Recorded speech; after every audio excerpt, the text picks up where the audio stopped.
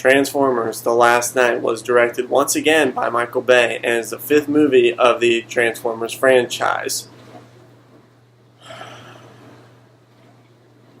So once again, Cage Yeager, played by Mark Wahlberg, is trying to protect the Autobots from the planet Cybertron coming in, and there's pretty much a lot of military stuff on the side. There's Optimus Prime betraying everyone. There's Anthony Hopkins and some robots from the past.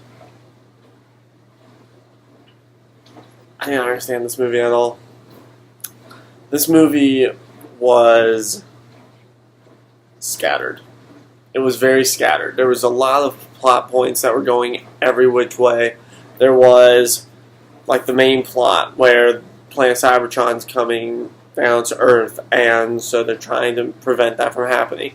Then there's a bunch of side military stuff, like 1 second they're trying to find and kill Mark Wahlberg's character, and then the next second they're trying to help him. Then there's some sideline stuff with Anthony Hopkins trying to explain everything from the past leading up to now, I think. This movie gave me such a headache. I didn't understand anything that was going on in this movie other than the cool action scenes. And that was it. That was all this movie was. It was just a bunch of explosions and shit that Michael Bay was wanting to put in, I guess. That was it. Now, admittedly, there was some really good comedy in this. There were tons and tons of moments where it was just hilarious throughout the movie. But that was it. And even some of those humorous times, they were in the wrong place.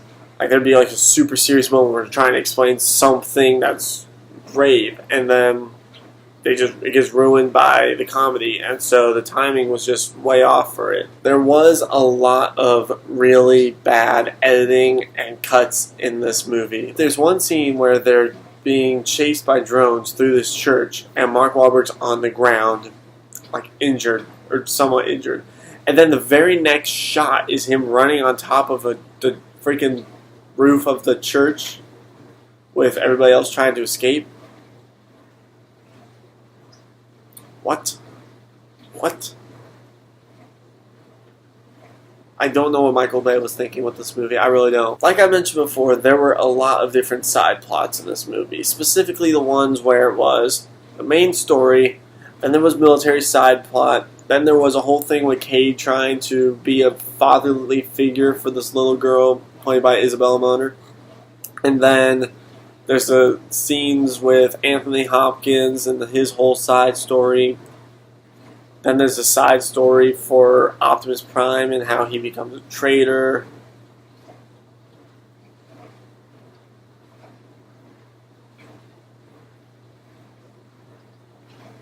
There's just so much going on in this movie. I don't know how to explain it.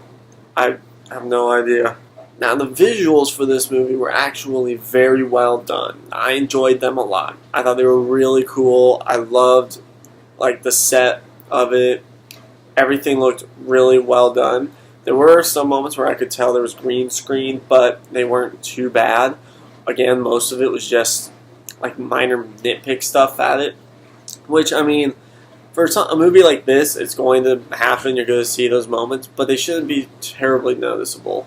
Especially for the fifth movie of the franchise, they should have been able to pick up on that stuff and make it better. But yeah, overall, I thought the visuals were really cool. There was tons of action in this movie. It wasn't a movie that was really boring or anything. There wasn't too much boring stuff going on because there was always something going on. I mean, I thought that was really good. However, there were some times where I was wishing that it was a bit slower at points so that way the story could go on and make a bit more sense.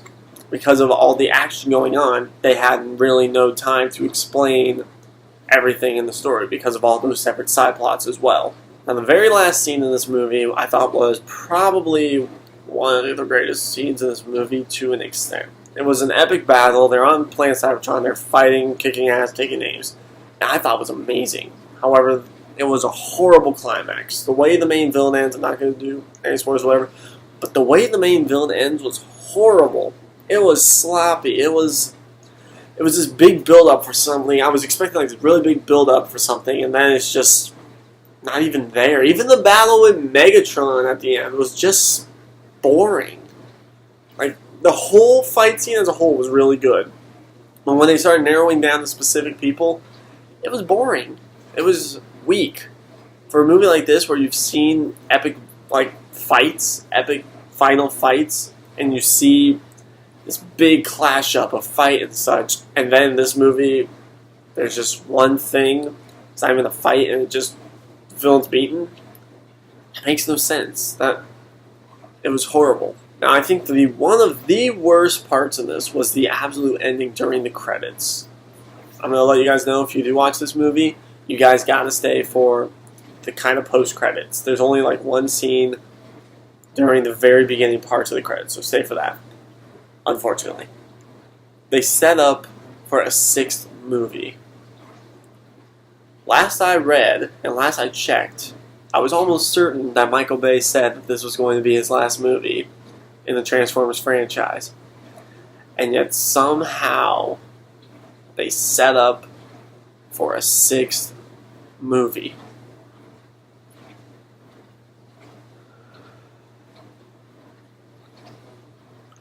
I don't know. I don't know why they decided to do that.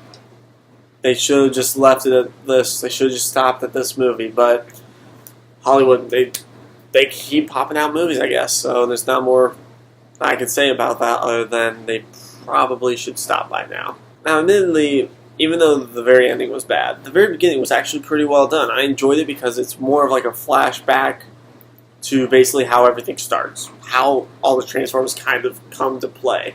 And I thought that was a really cool scene. I actually rather enjoyed it. I enjoyed that. I enjoyed all the action in this.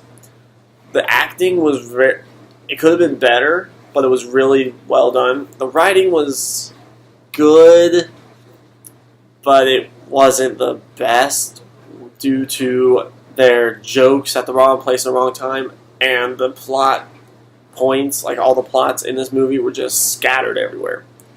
And with a movie like this, where all the other movies, aside from Revenge of the Fallen, actually made a bit of sense, like with their mission, and there wasn't so much side plot going on. With a movie like this, where everything's just scattered and there's so much side plot and everything, it's not something that's good for a movie like this. It's something that needs to be cut down on a lot.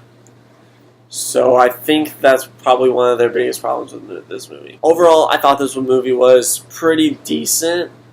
It wasn't like a movie that I would definitely go see again, but it was a good summer movie, especially if you've seen the others. Just kind of watch and not really expect too much of, if that makes a bit of sense. Just go and just kind of enjoy it. That's the way I would say it. I'm giving Transformers The Last Knight a C-. Guys, thank you so much as always for watching. I really appreciate it. Don't forget to like and subscribe on here. Follow us on Facebook and on Twitter. And as always, this is Pop Culture Critics signing off.